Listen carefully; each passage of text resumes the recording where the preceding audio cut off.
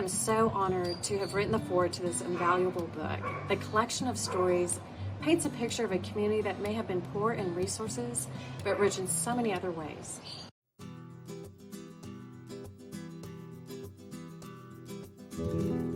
San Miguel, for sure, is the most beauty preserved historical city.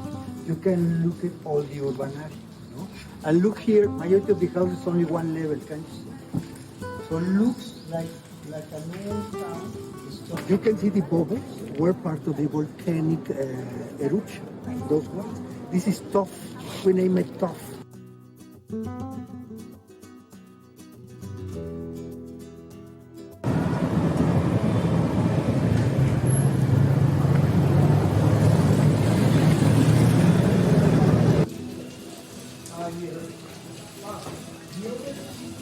Here was closed always this iron fence because inside must be there only the women.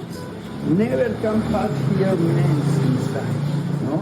In those years they live in a macho society and poor women live like in a wall box inside. No?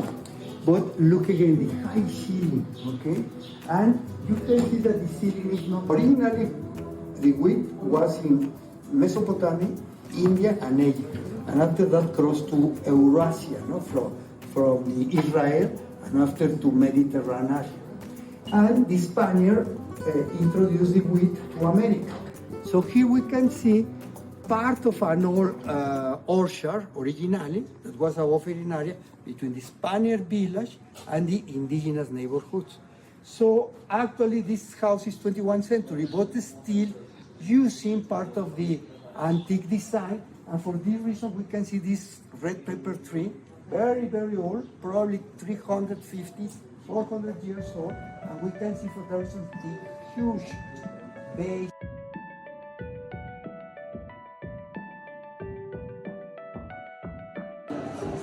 So here is interesting how we are looking how Eleanor Cohen in 1941, in the second mural painted in this place, trying to express the transmission of the culture through the mothers with the children in a common scene around the river, taking a shower. Marie and me, we met 30 years ago, and since the first time she tried to share her experience of life, not only with the common people in San Miguel, at the same time the common children of San Miguel. So the idea was try to interact with the new generations around the area.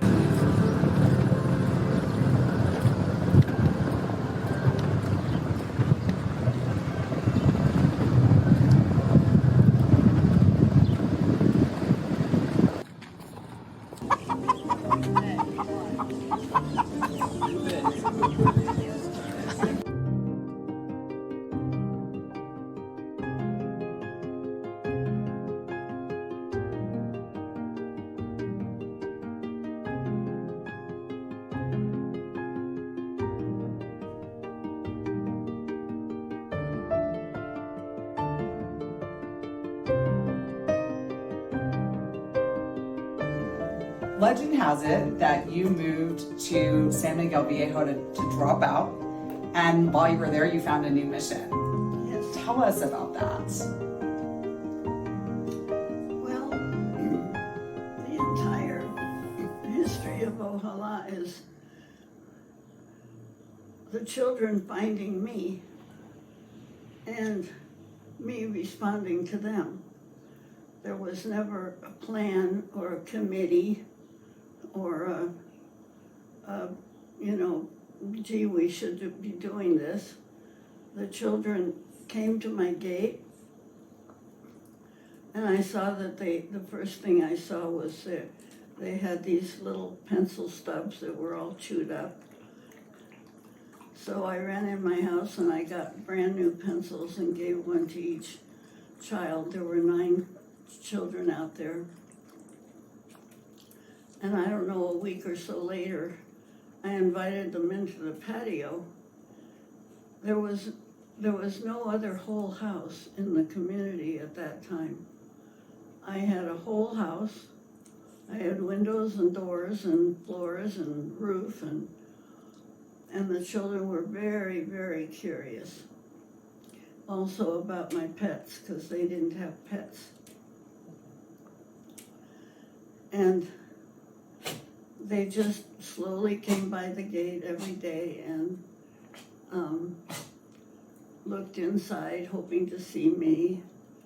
And so one day I invited them into the patio, and there was a round table with 6 chairs.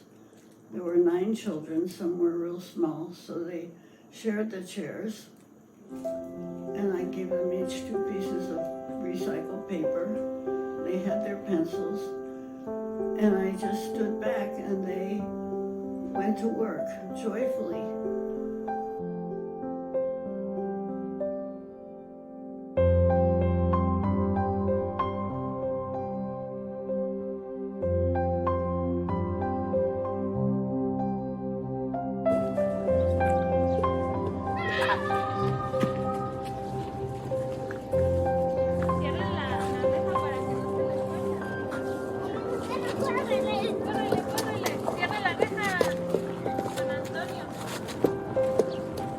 This is the home of Las Pequeñas Cosas de Pointon. Right there is the kitchen, which we just finished building. Almost complete. But back here is our outdoor classroom, where a lot of activities happen and community events. And eventually all in here will be a reinstalled garden. So between this space and up to the outdoor classroom, we'll have a garden. Hola, Wonderman. I'm going to read a small portion of my foreword from the Open Gate. Often what connects us to one another are our hobbies, passions, and the places we love. Tennis was both a hobby and a passion for my husband, Barry, and Mexico is a place he loved. It's also the place that connected us to Elsa. Barry's zeal for tennis and the success that followed stemmed from the gift of a small investment, which allowed him to attend a tennis camp. Raised by a single mother, Barry struggled financially, and the investment funds opened up a world of new opportunities for him.